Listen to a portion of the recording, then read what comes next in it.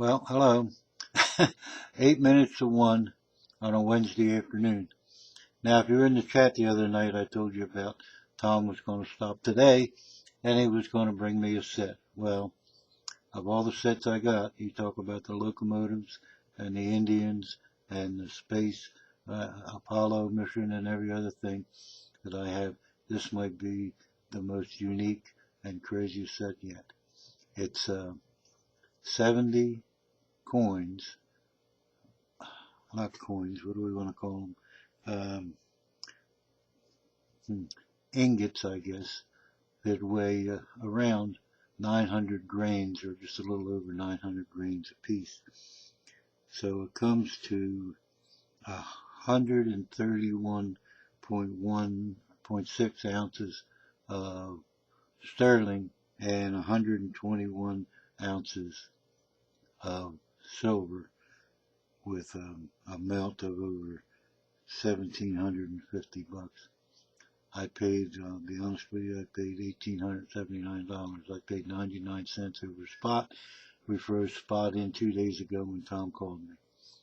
Now, this is crazy because I'm going to show you some other things that I bought. Now, I had bought these ingots off of Tom years ago, and they're pewter, and each one depicts an event in American history. Now, I have set them down here in chronological order, so they go from the just prior to the Civil War up to 1945 and the founding of the United Nations. Now, these are interesting only because they're historical, and the historical nature of each one is described in the bottom, and that's the only description, okay? And all the backs, all the reverses are the same. Now, these ingots here are the same size as these ingots here. Now, these are sterling, those are pewter. Those are interesting, but these are fantastic. This set here, now look at this. The Franklin Mint is so thorough. We even have the original. They'd send you an original set of gloves. Then they'd send you this piece of laminated cardboard so you could slide it gives instructions here, so you could slide each envelope into its container without the chance of injuring the container or the envelope. The official bicentennial ingots of the Bicentennial Council of the 13 original states. And then it says instructions. Okay, here's the master page. I guess you can read it, I don't know. But it's just unbelievable. The edition, he said, first edition sterling silver proofs in special postmark commemorative caches. Now, pay strict attention to that. I'll show it again. First edition proofs. And I'll show you why that's so interesting. Let's go to page 1. They start out in December 16th, 1873. All right. And they run from there 70 ingots later to October 19th, 1881. They cover 8 years. Now, the interesting thing about it is to look at the postmarks. Every one of these events is postmarked from the town the event took place in. So, we originally have Boston, and then we got London, because this was a particular act that upset the Americans. Then we go back to Boston again, and then back to London. There are even postmarks here from Russia because of Catherine the Great, and it was involved in the American, indirectly in the American Revolution.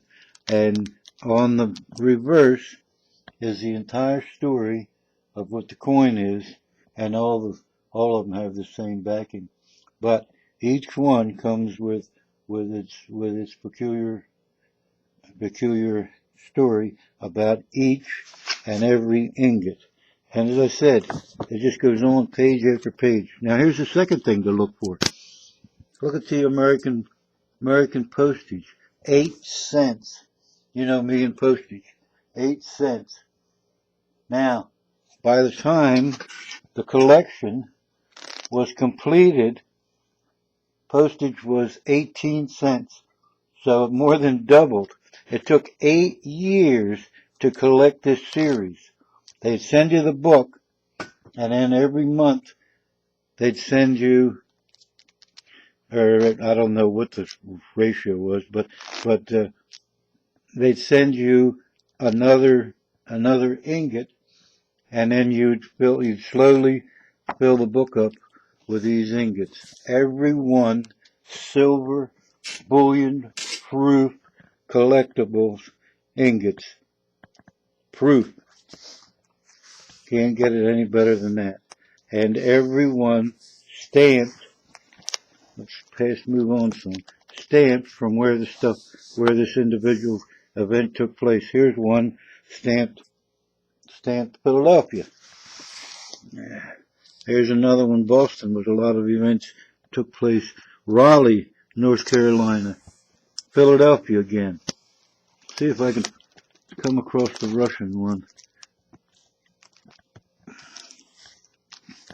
Another one from stamped from England. They would ship these from wherever the event took place.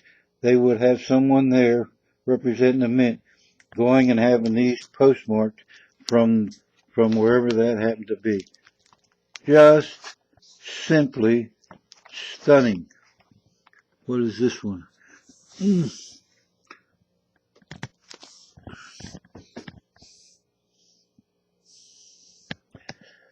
Just now here, by this time, a stamp was up to 15 cents. When we started out back there, they were 8 cents. By the time we get to the end, there's still 15 cents here. By the time we get to the end, you'll see a stamp is now 18 cents. So, can you imagine having the foresight and the fortitude to wait almost 8 years to complete a set of these? This is the kind of collecting that people did back in the 70s, back when your grandfather would have collected these, or a great uncle or somebody. That kind of stuff isn't done. Who in the world, even the whore mints now, they have a series that'll run maybe a year, 2 years max. But here we have a series that run almost 8 years. Just and unbelievable. And the condition of this book is just magnificent. So this guy spent 8 years collecting this material, and then in the process was careful about inserting every one. Not a single one of these is ripped or torn or has a bad edge on it. And yet, after 8 years, he must have just stuck it away in his safe or something, because these are just brilliant, proof ingots.